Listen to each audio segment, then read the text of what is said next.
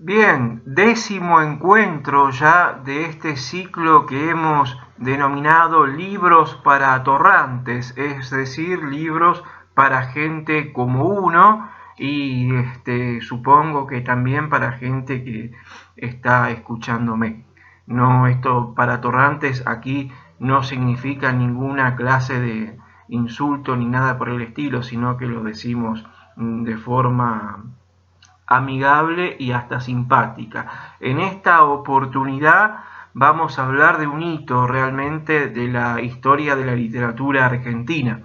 Es el caso de Bestiario de Julio Cortázar.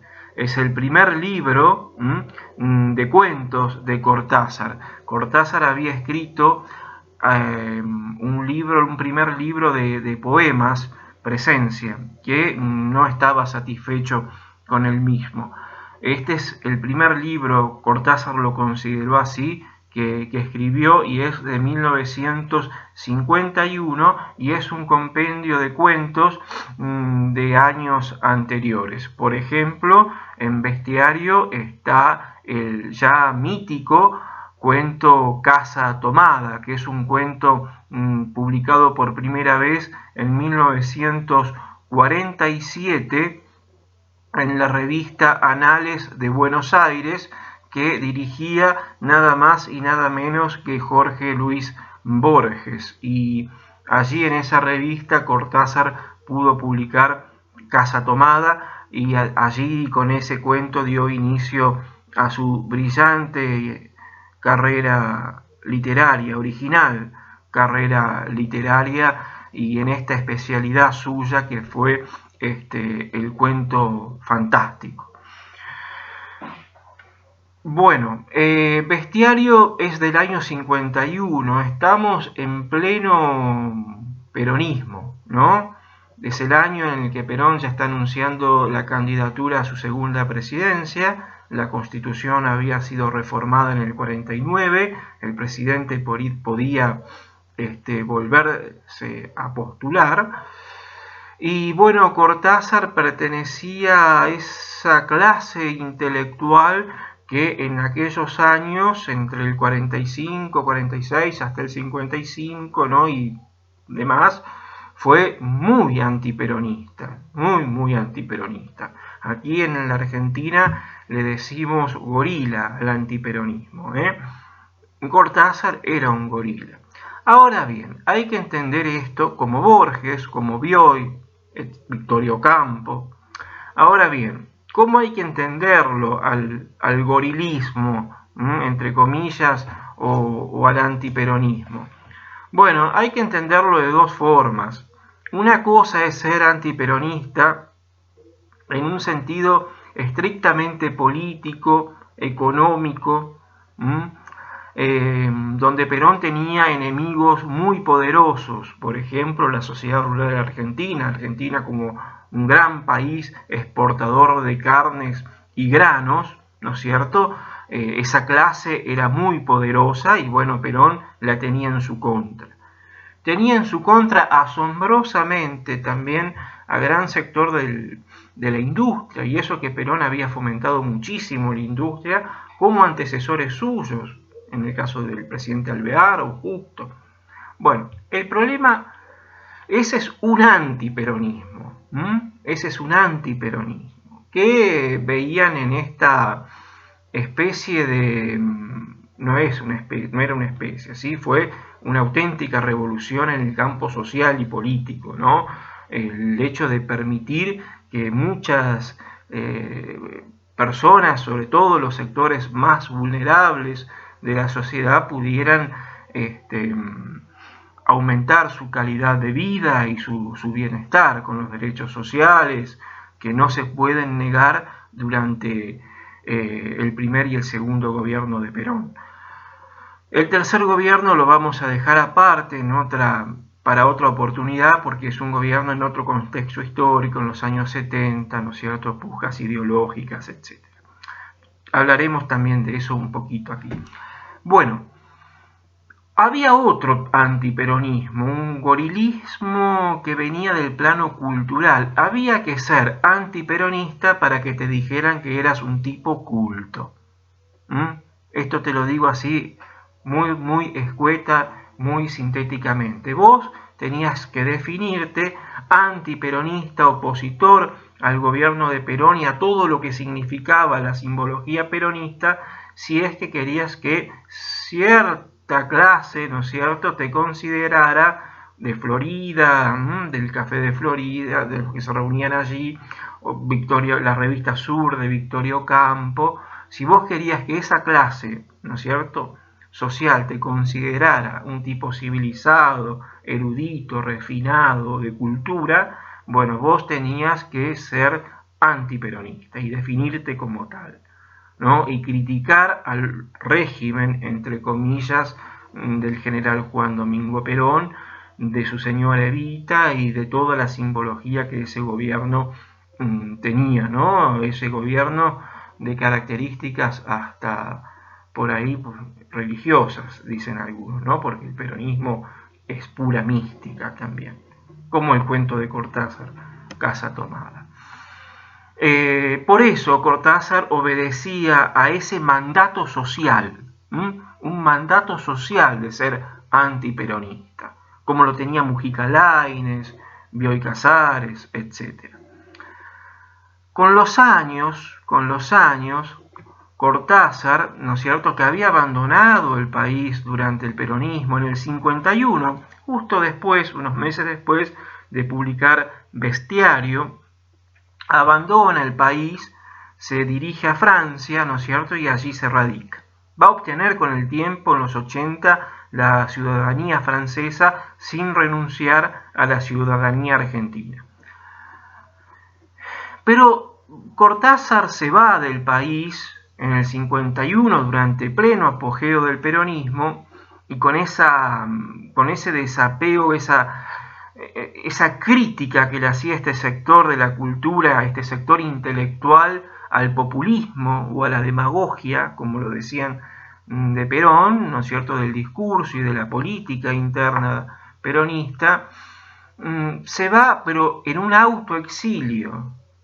Se va nadie lo echó del país. Perón no lo echó, los peronistas no lo echaron. Cortázar se fue porque él quiso irse, porque según él no soportaba más, ¿no es cierto?, ciertos comportamientos públicos del peronismo. Había hecho un raíz como docente, profesor de literatura, historia, etcétera, por diversas ciudades del interior del país, ¿no es cierto?, Chivilcoy, y hasta llegar a Mendoza. Y de Mendoza, ¿no es cierto?, se tomó el buque, ¿no?, como decimos aquí en criollo, y se radicó en Europa, en Francia, ¿dónde iba a ir si no un intelectual argentino, sino a Francia, ¿eh? Bueno, repitiendo aquel viejo axioma, ¿no es cierto? También de nuevo la palabra mandato, que aquí es fundamental, del primer romántico del Plata, del primer romántico de Buenos Aires, del primer romántico argentino, Esteban Echeverría, esa especie de Lord Byron, ¿no?, porteño. Claro, que llegó después de Francia, ¿no?, y la generación del 37, en aquella dictadura terrible de Juan Manuel de Rosas, ¿no es cierto?, lo recibe con los brazos abiertos. Bueno, enseñanos qué aprendiste en Francia, ¿no? El primer romántico, ¿no?, argentino. Bien. Esta gente se ocupó también, Cortázar, Bioy, sobre todo Borges, Victorio Campo, de decir que Perón no era más que la resurrección de Rosas. Y lo decían de forma insultante. Yo, modestamente, desde aquí, digo, sí, Perón era la resurrección de Rosas, orgullosamente era la resurrección de Rosas. Y menos mal que don Juan Manuel de Rosas resucitó en Juan Domingo Perón. Y tuvimos nuevamente, ¿no es cierto?, un gobierno nacionalista. Yo lo digo con orgullo, esta gente lo decía despectivamente. Yo, un montón de gente antes, lo digo para hacer esto más claro y más sintético. Podríamos citar a a Forja, ¿no es cierto?, esos jóvenes radicales que vieron en Perón, ¿no es cierto?, también la continuidad de la política nacionalista y estatista de Irigoyen. Bueno, esta gente no lo vio, ¿no? Borges no lo vio nunca, pero bueno, Borges dejémoslo aparte. Cortázar en los años 60 y 70 revisa la posición, el autor de Rayuela, la novela por excelencia argentina de la década del 60, no hay quien lo niegue, como dice el tango. Cortázar era aficionado a la fotografía, muy interesante su fotografía, si era aficionado al jazz, era un melómano, y al tango, dejó algunas letras de tango muy buenas, el Tata Cedrón les puso música. En la literatura cortasiana, sobre todo en Rayuela, está presente el jazz, está muy presente, porque el jazz cautivó a muchos sectores intelectuales. Algunos les decían, por ejemplo, me gusta el jazz, como dicen algunos también me gusta la música clásica, bueno, porque queda bien decirlo, como un esnobismo. No era el caso de Cortázar, que en ese sentido era un tipo muy intelectual, muy honesto desde el punto de vista intelectual, era un buen tipo, ¿no? Bueno, en la década del 60 y del 70 sobre todo, comienza un compromiso político y se acerca al peronismo. Se acerca al peronismo, se acerca a las clases populares. No a Perón, no se lo bancaron nunca a Perón, pero sí se acerca al peronismo, el libro de Manuel, al compromiso político, y en un compromiso político hispanoamericano. Acá no decimos Latinoamérica. Ya expliqué que eso es un galicismo que no corresponde. Pero hay un compromiso político de Cortázar, un acercamiento al sector camporista y demás.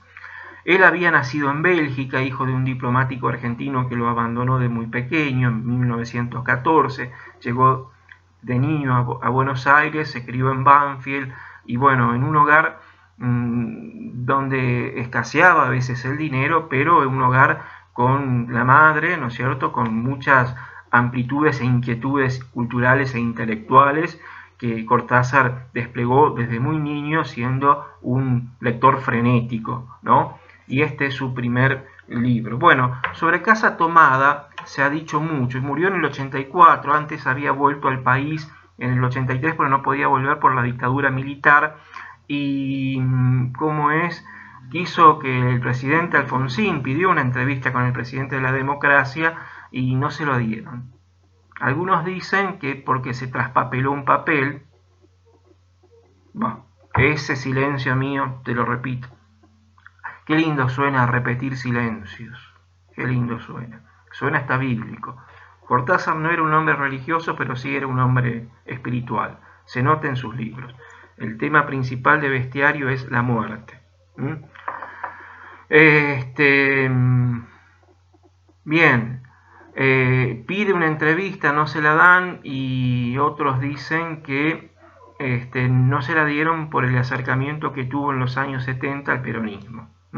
Al peronismo de izquierda, peronismo de la tendencia, camporismo, como quieran llamarlo. Sería muy largo poder explicar eso. Ese tercer gobierno de Perón, digo esto nada más, es un poquito difícil de clasificar porque es un Perón que se vuelca a la derecha, sí, porque tampoco le queda otro camino, ¿no?, por los ataques que recibe constantemente desde un abanico de izquierda muy muy grande, ¿no?, porque la izquierda era marxista, maoísta, prosoviética, pro China. No era toda, la izquierda no era un conjunto homogéneo, había matices muy grandes. Y bueno, la escalada de violencia fue muy grande. Entonces es un Perón más polémico y no quiero entrar en ese análisis porque no corresponde acá. Sí hubo un acercamiento, un coqueteo de Cortázar a la izquierda peronista, porque claro, las masas no eran de izquierda, el pueblo no es de izquierda, el pueblo era peronista. Casa Tomada, mucho se dice que lo escribió en el 46, lo publicó en el 47 Borges en Anales de Buenos Aires, que es una metáfora sobre el peronismo, esas voces que escuchan Irene, que es una reminiscencia de Penélope en los poemas homéricos, la mujer que teje, y él, que es una especie de alter ego de Cortázar, que lee literatura francesa y demás. Se insinúa ahí un poco no sé si es un alter ego en sí, El mismo Cortázar dijo que esto no es una metáfora sobre el peronismo, y muchos lo interpretaron de esa forma. La hermenéutica a veces es tan libre y da esas cosas. Pero no, es un sueño, es cuando se despertó de una pesadilla, escribió Casa Tomada. Bueno, el mejor cuento para mí de esta serie es Las Puertas del Cielo. Para mí es Las Puertas del Cielo, lee Las Puertas del Cielo. Cortázar, el gran Julio Cortázar, un amigo de la casa. Chao, hasta la próxima.